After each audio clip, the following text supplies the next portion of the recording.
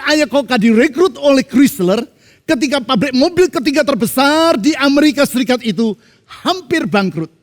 Ia berhasil menyelamatkan dan memulihkan Chrysler.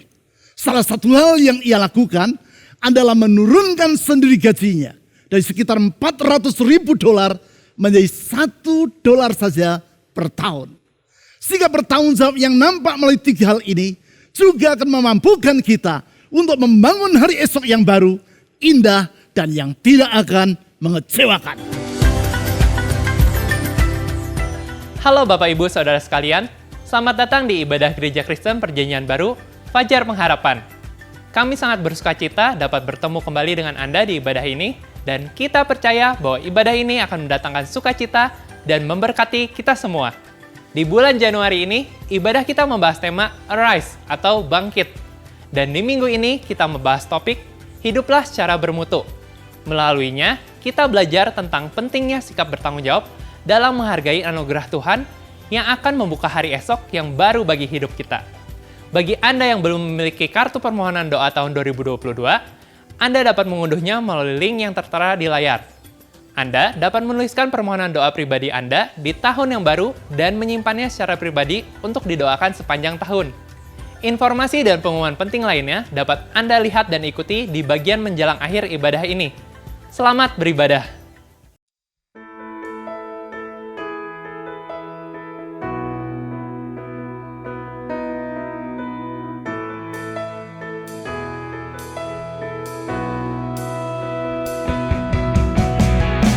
Selamat datang di ibadah Connexus.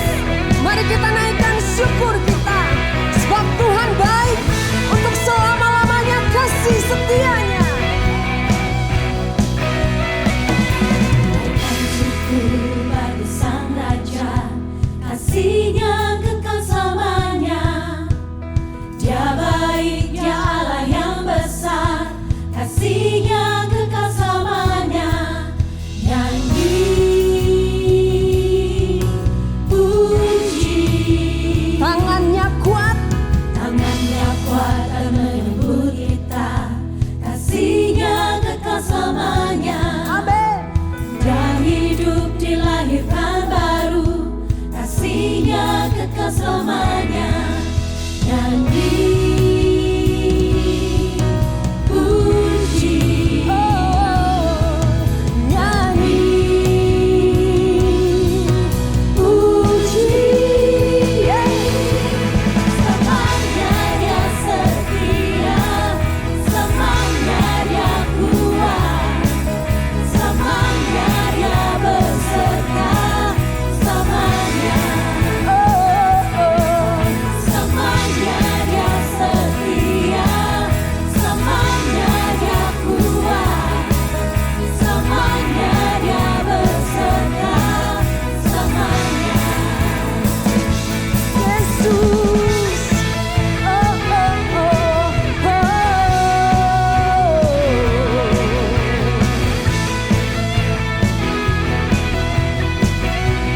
Sama-sama puji Dia.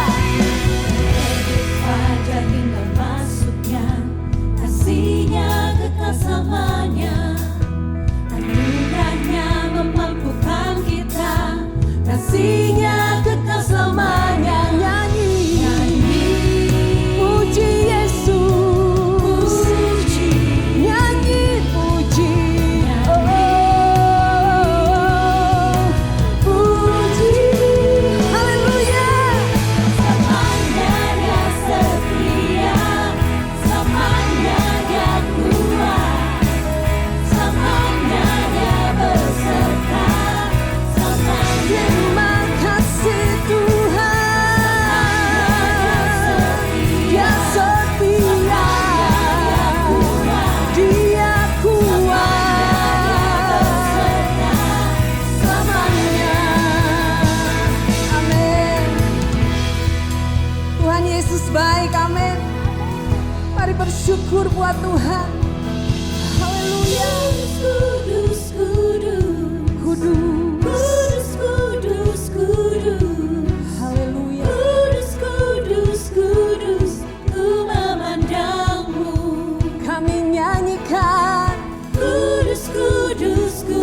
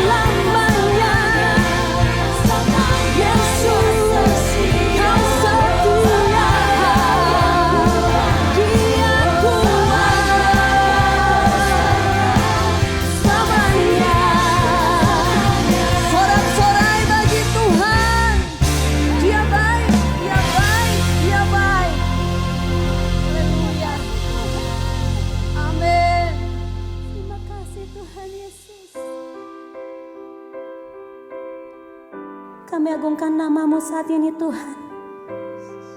Kami menyembah-Mu Tuhan Yesus.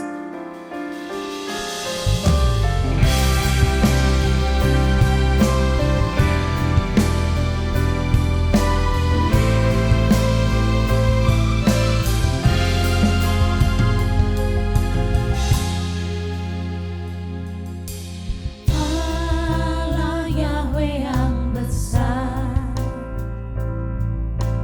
aku kagum akan kasih-Mu. Allah Yahweh yang benar, ku kagum kemurahan-Mu. Oh, kami agungkan nama-Mu. Mari sama-sama katakan, Allah Yahweh yang suci, jadi milik-Mu hidupku kini. Allah Yahweh maha tinggi, pakailah hidupku saat ini. Alangkah aku dari kebinasaan,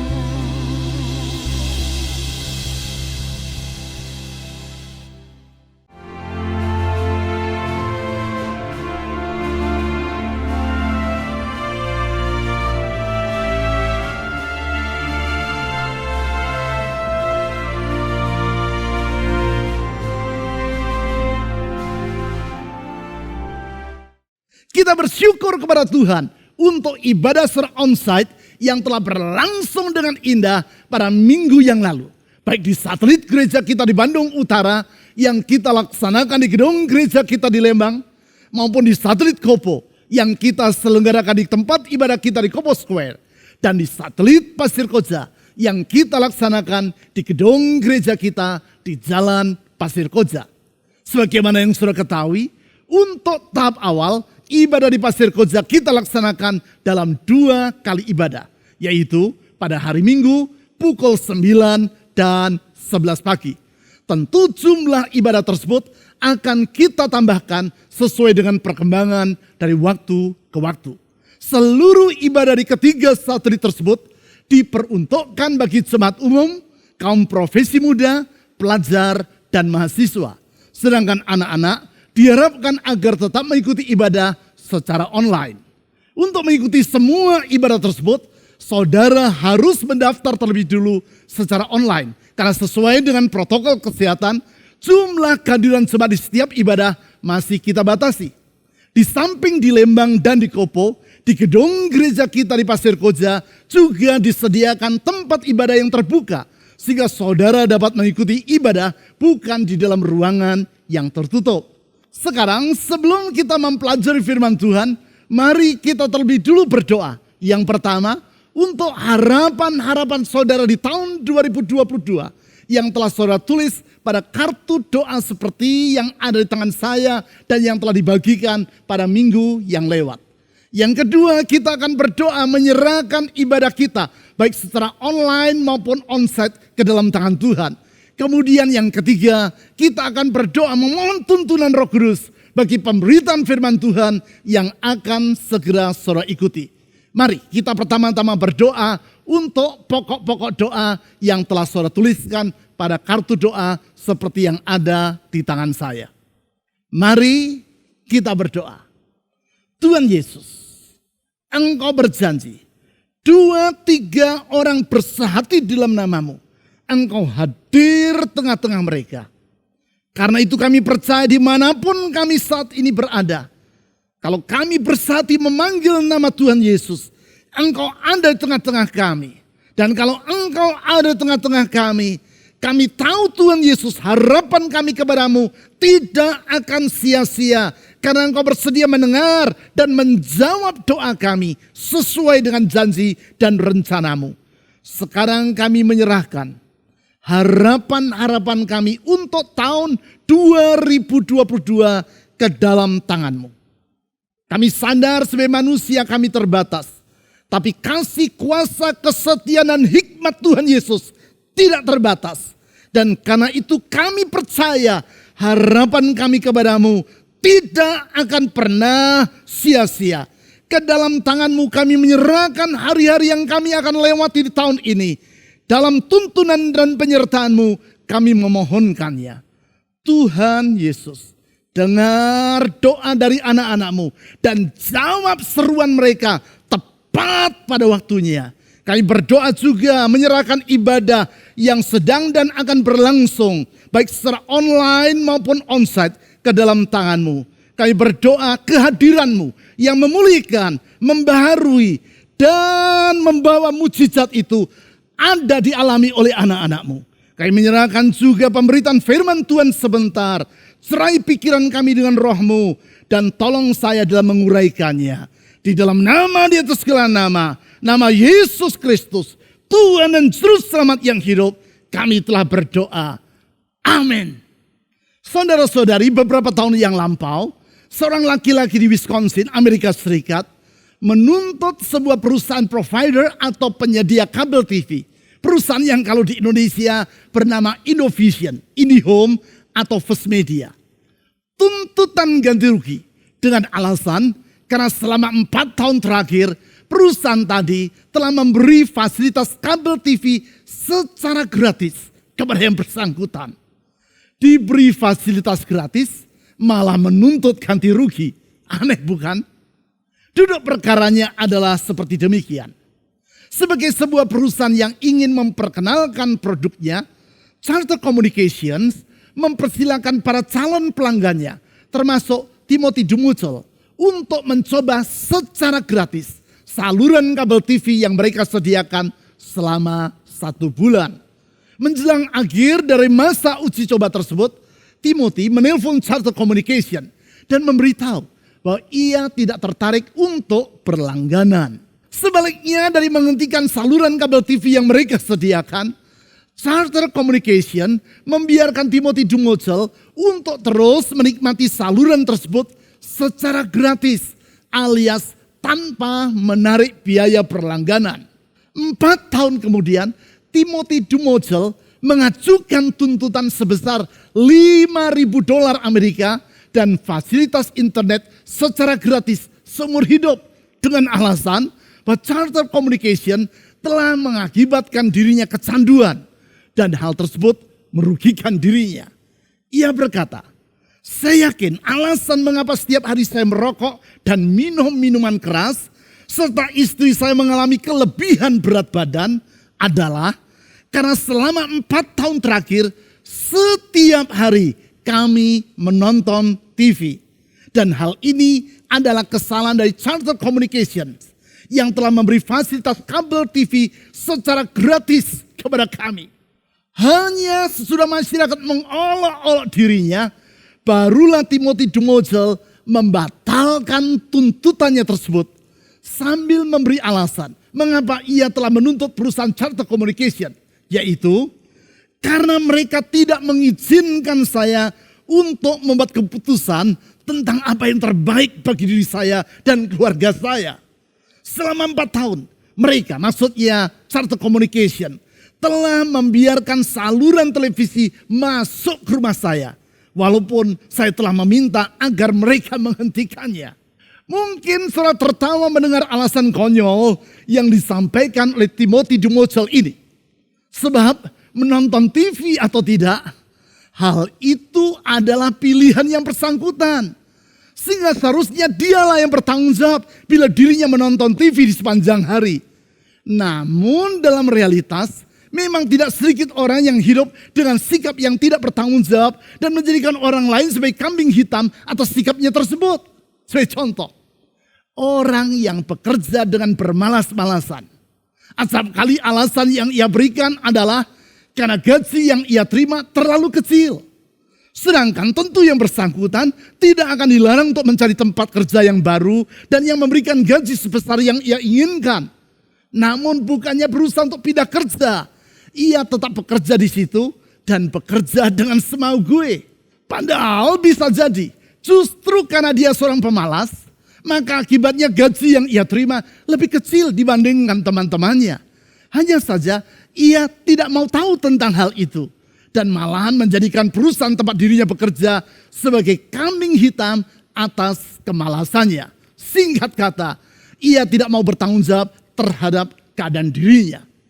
Patut dicatat bahwa sikap bertanggung jawab merupakan sikap yang sangat penting dan yang akan menentukan kualitas dari kehidupan kita. Di dalam Alkitab, kita dapat melihat berbagai contoh tentang hal tersebut. Misalnya yaitu perumpamaan tentang talenta di dalam Matius pasal 25. Melalui perumpamaan tersebut, Tuhan Yesus mengajar agar kita mengelola kepercayaan yang Allah berikan secara bertanggung jawab. Kepada orang yang bertanggung jawab, Allah akan memberikan kepercayaan yang lebih besar. Sedangkan kepada orang yang tidak bertanggung jawab dan yang menyalahkan tuannya atas kemalasannya, maka kepercayaan yang telah diberikan akan diambil daripadanya. Sikap bertanggung jawab seperti itu pula lah yang dapat kita lihat dalam diri Nehemia, tokoh Alkitab yang kehidupannya kita pelajari di sepanjang bulan ini. Sikap bertanggung jawab yang mengakibatkan kehidupan dan kiprahnya dicatat dalam satu kitab dalam Alkitab untuk menjadi suri tauladan bagi kita. Sikap bertanggung jawab yang mengakibatkan di tengah masa yang sukar, Nehemia mampu mempengaruhi penduduk kota Yerusalem untuk bangkit atau arise. Bangkit dari keputusasaan, meninggalkan sikap apatisme dan membangun masa depan yang baru dari kota mereka. Sikap seperti itu juga yang harus mengisi hidup kita di dalam memasuki dan melewati tahun yang kita mulai jalani ini. Dengan sikap bertanggung jawab terhadap anugerah yang Tuhan berikan tersebut, Mari kita songsong hari esok yang baru sebagaimana yang Tuhan telah sediakan. Untuk menelaah sikap bertanggung jawab seperti yang ada pada diri Nehemia tersebut, saya ajak saudara untuk mempelajari Nehemia pasal 2 ayat 11 sampai 20 dengan membaca ayat 11 sampai 15 terlebih dulu. Nehemia pasal 2 ayat 11 sampai 15. Maka tibalah aku, maksudnya tibalah Nehemia di Yerusalem. Sesudah 3 hari aku di sana, bangunlah aku pada malam hari bersama-sama beberapa orang saja yang menyertai aku. Aku tidak memberitahukan kepada siapapun rencana yang akan kulakukan untuk Yerusalem yang diberikan Allahku dalam hatiku. Juga tak ada lain binatang kepadaku kecuali yang kutunggangi. Demikian pada malam hari aku keluar melalui pintu gerbang lebak, ke jurusan mata air ular naga dan pintu gerbang sampah. Aku menyelidiki dengan saksama tembok-tembok Yerusalem yang telah terbongkar dan pintu-pintu gerbangnya yang habis dimakan api. Lalu aku meneruskan perjalananku ke pintu gerbang mata air dan ke kolam raja. Karena binatang yang kutunggangi tidak dapat lalu di tempat itu, aku naik ke atas melalui wadi pada malam hari dan menyelidiki dengan seksama tembok itu. Kemudian aku kembali lalu masuk melalui pintu gerbang lebak. Demikianlah aku pulang. Di dalam 2 minggu yang lewat, secara berturut-turut kita telah melihat bagaimana Nehemia memperoleh informasi tentang keadaan tembok kota Yerusalem yang roboh. Dan bagaimana yang bersangkutan memperoleh izin dari Raja Persia yang bernama Artasasta untuk pergi ke Yerusalem guna membangun kembali tembok tersebut. Saat itu Nehemia tinggal di ibu kota Persia yaitu Susan dan bekerja sebagai juru minuman raja.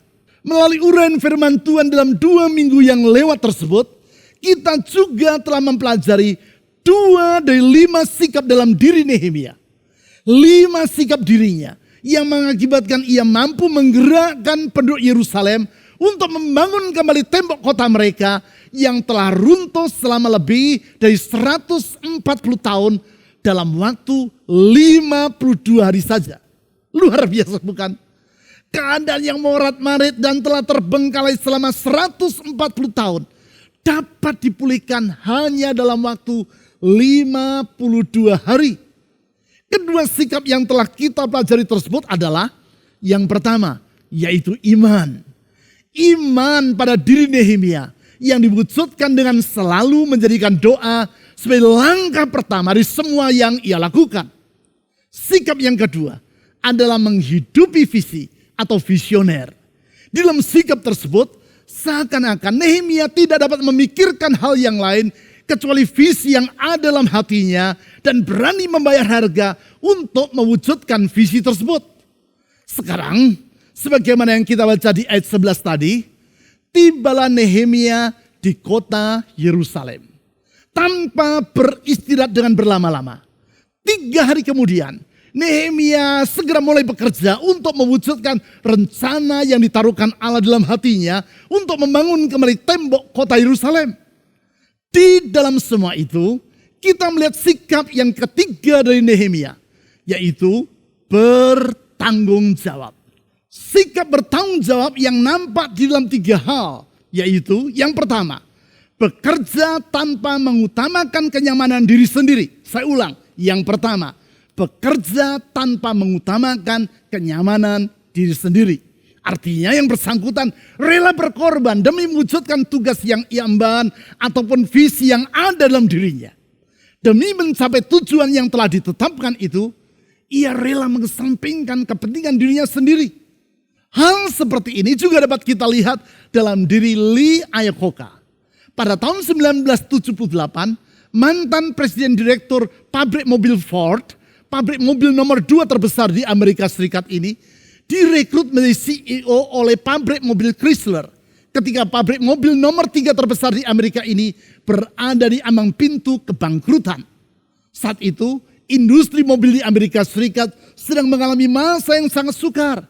Khususnya karena harga minyak dunia yang melejit sangat tinggi dan serbuan mobil buatan Jepang yang harganya lebih murah.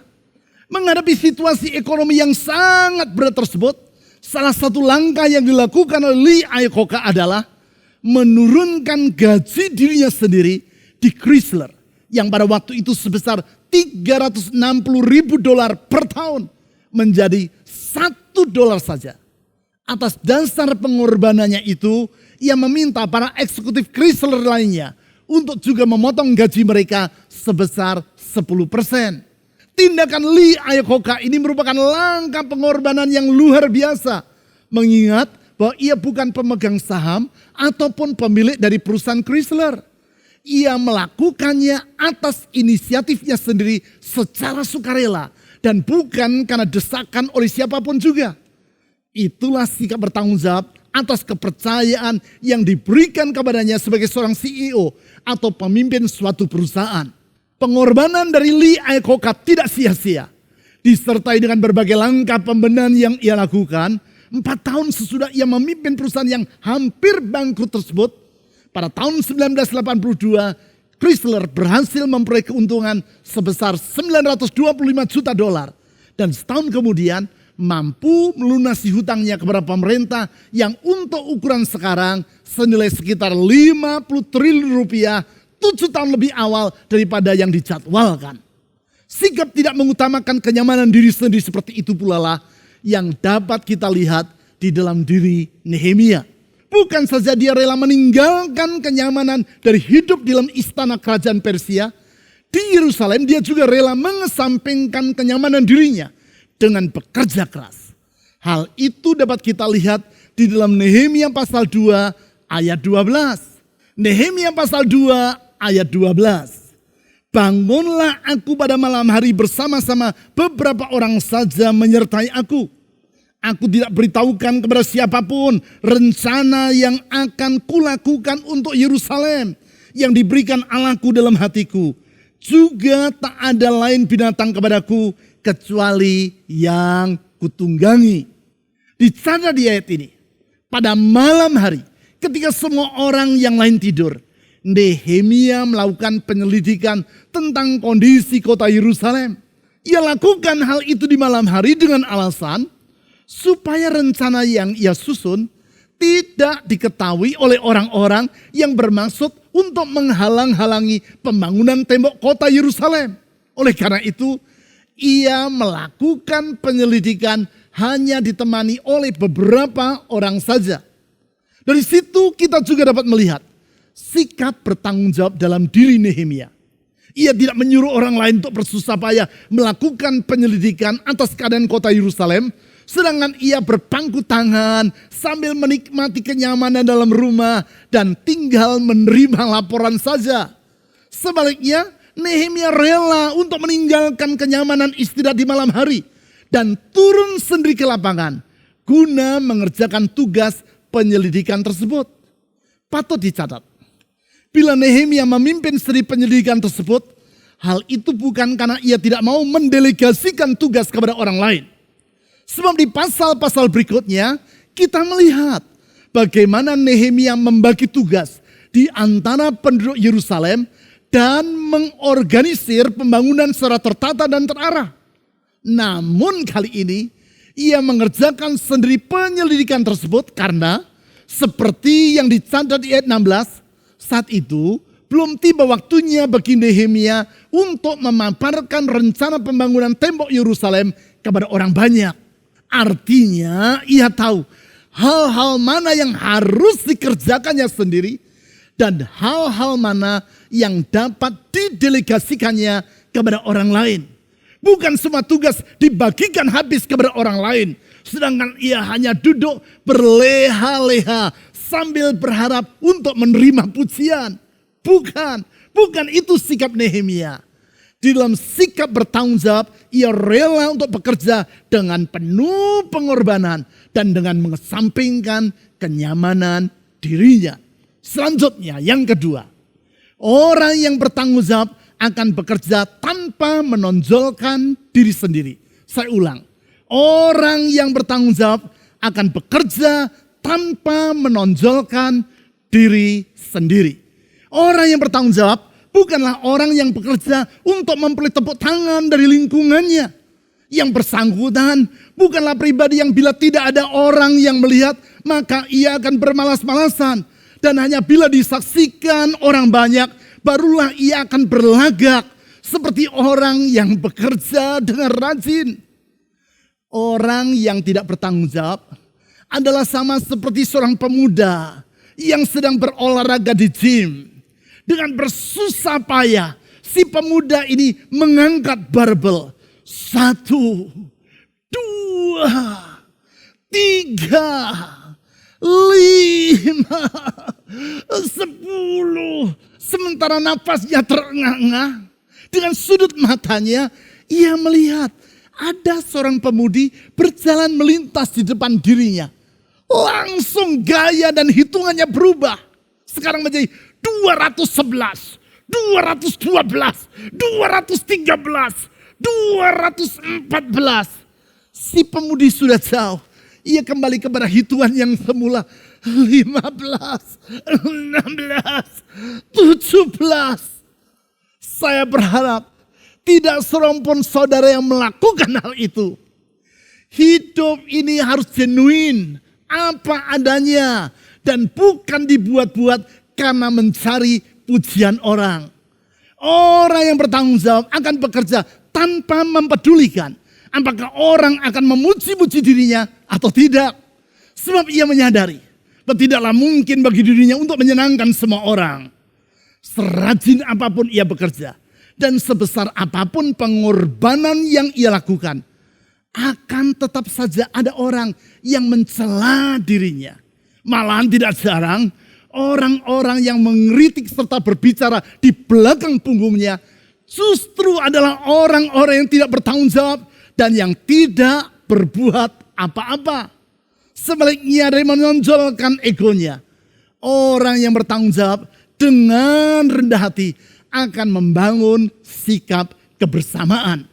Hal tersebut dapat kita lihat dalam diri Nehemia, sebagaimana yang dicatat dalam Nehemia pasal 2 ayat 16 sampai 18. Nehemia pasal 2 ayat 16 sampai 18. Para penguasa tidak tahu kemana aku telah pergi dan apa yang telah kulakukan.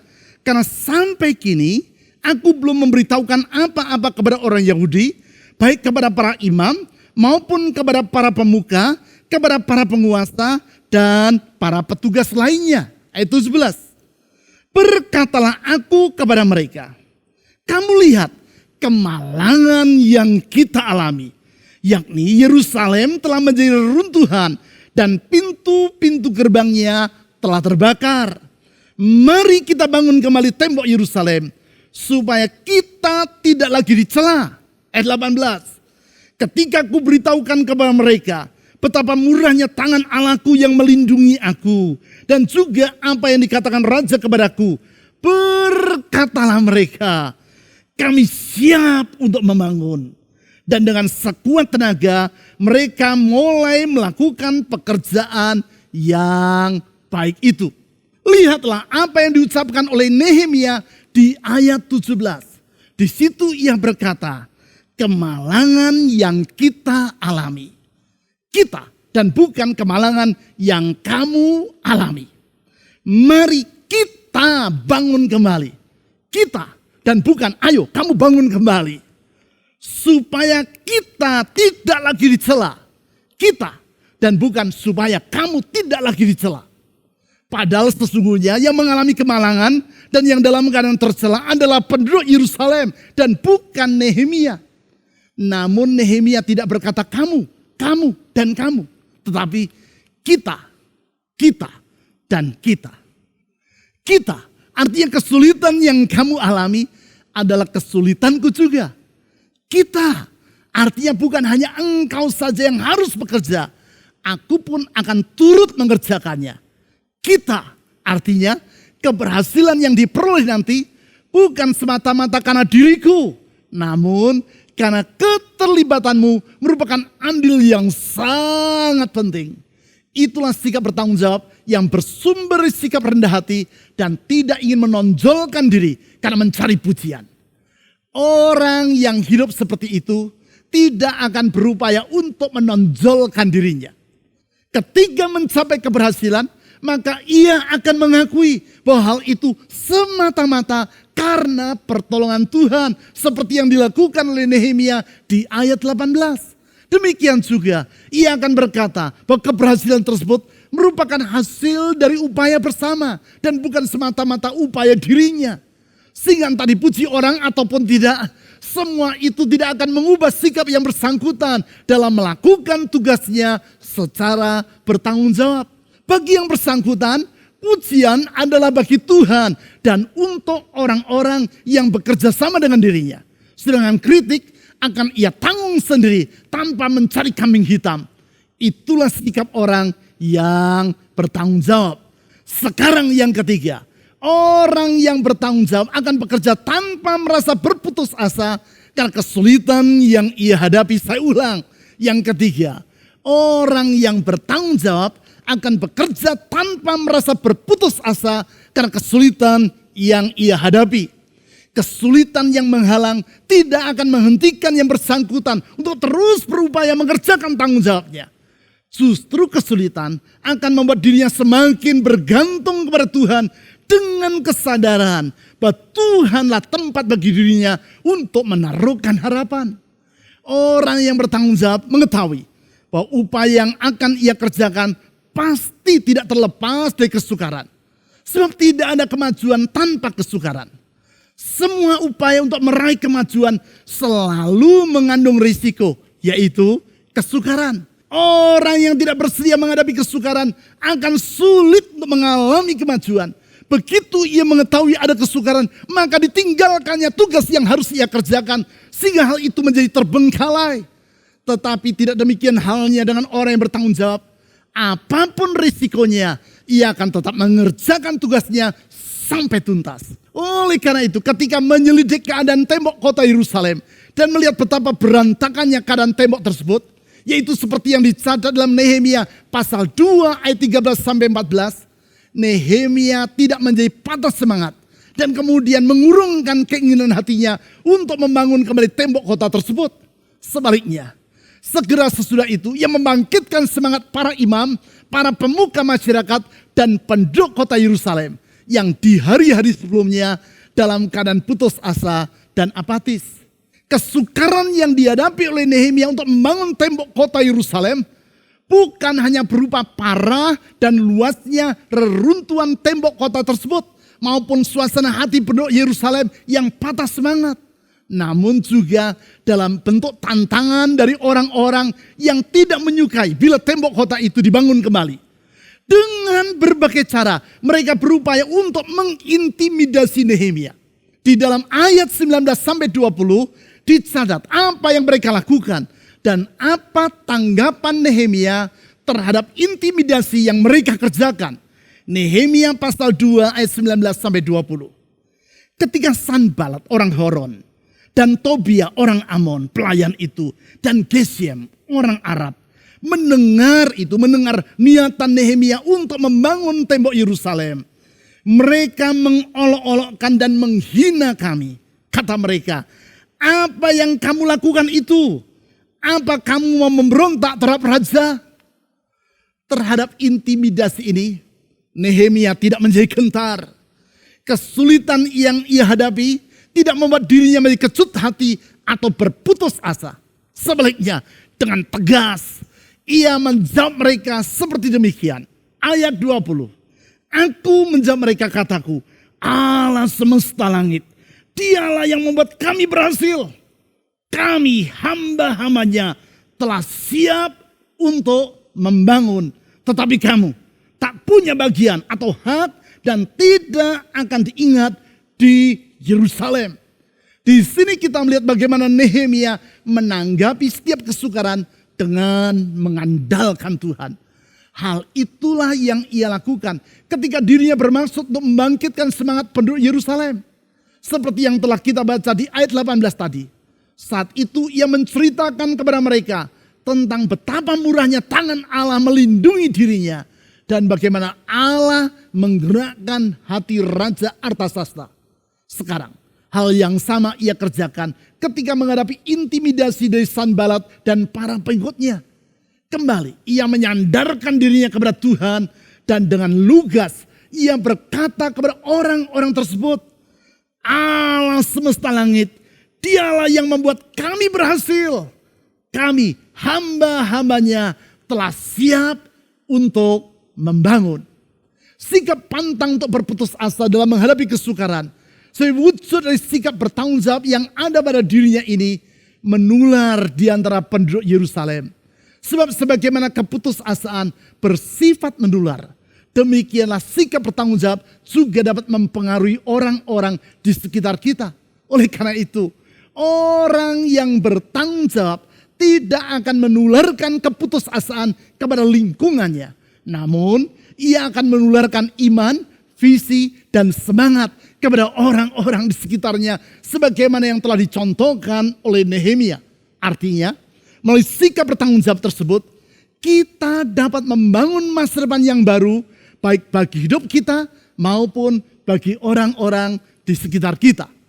Apabila sekarang saudara menyadari pentingnya dari sikap bertanggung jawab ini, utarakanlah keyakinan saudara tersebut pada kolom komen YouTube channel yang sedang saudara ikuti ini dengan menulis kalimat menghargai anugerah Tuhan dengan sikap bertanggung jawab akan membuka hari esok yang baru bagi hidup kita.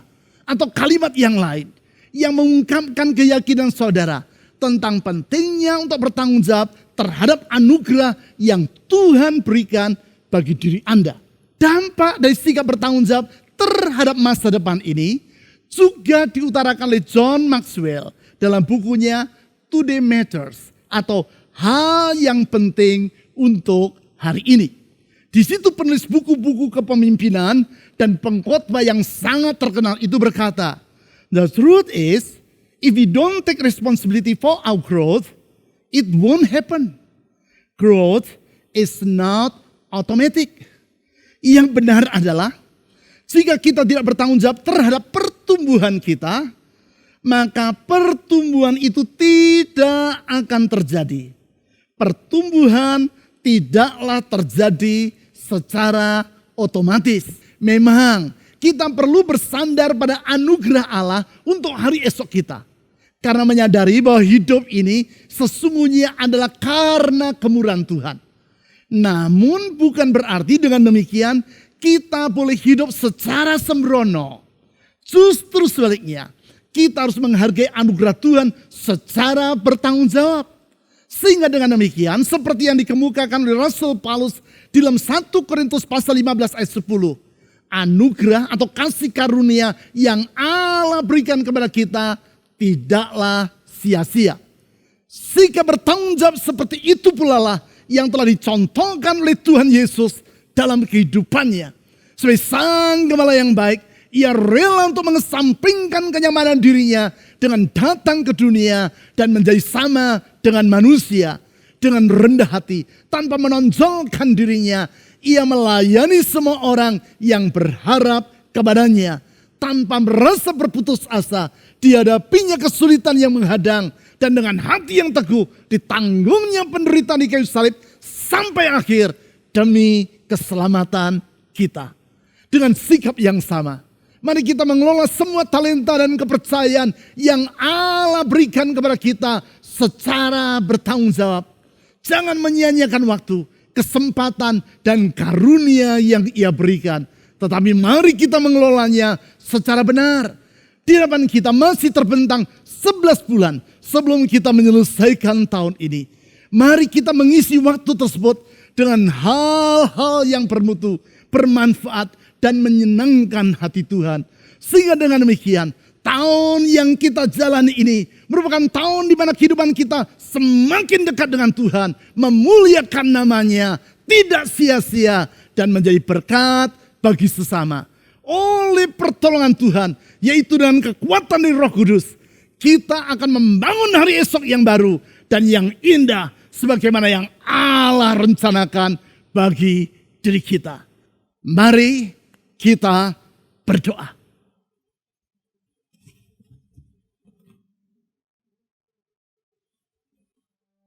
Tuhan Yesus Gembala yang baik, kami bersyukur dengan penuh tanggung jawab terhadap kawanan domba-Mu.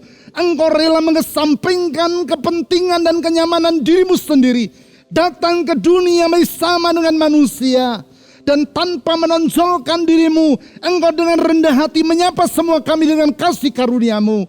Dengan anugerah-Mu, engkau menyelamatkan kami, dan dengan teguh hati, engkau menghadapi salib sampai akhir demi keselamatan kami.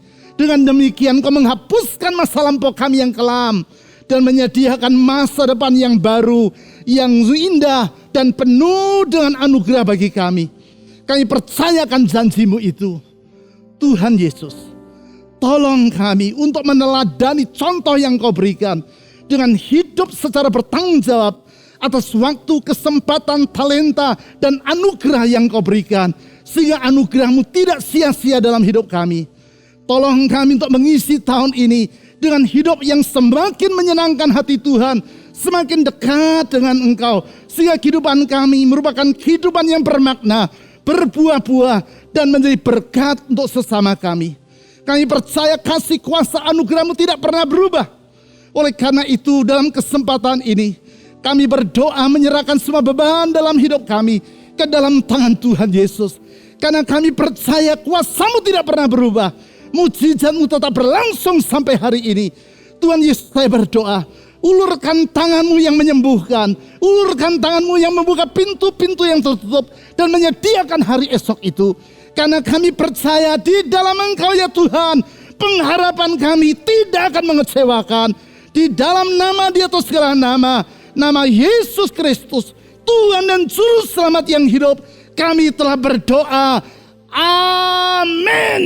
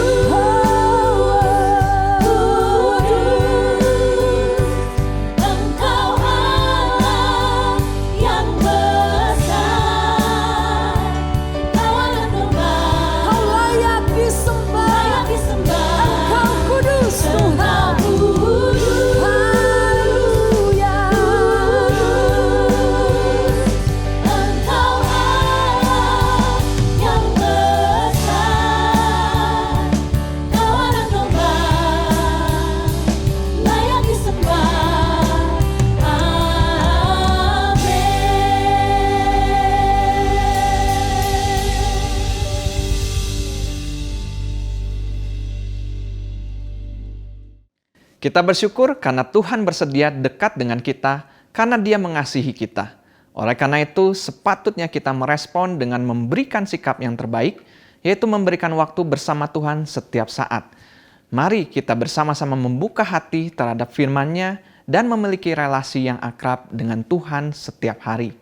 Bapak, Ibu, Saudara-saudari, mari kita berdoa. Kami bersyukur Tuhan untuk kesempatan mendengarkan Engkau berbicara bagi kami hari ini. Firman-Mu menjadi pedoman dan sumber kekuatan bagi hidup kami. Kami percaya tidak ada firman-Mu yang berlalu begitu saja. Namun sebaliknya, hidup kami akan diubahkan lewat suara-Mu setiap hari. Berbicaralah selalu kepada kami Tuhan. Kami siap membuka hati dan ingin selalu dekat dengan firman serta tuntunan-Mu. Untuk itu kami berdoa, berkatilah setiap pekerjaan usaha kami, relasi dengan orang sekitar kami, keluarga kami, dan tidak lupa juga untuk kesehatan kami. Masa-masa ini boleh sulit, tetapi kami percaya mujizat-Mu akan tetap hadir dan nyata dalam kehidupan kami. Kami juga berdoa untuk persembahan yang telah dan akan kami berikan. Berkatilah persembahan ini. Tuhan membalaskan dengan segala kebaikan dan kemurahan-Mu. Kiranya itu semua hanya untuk kemuliaan nama-Mu. Dalam nama Tuhan Yesus kami berdoa. Amin.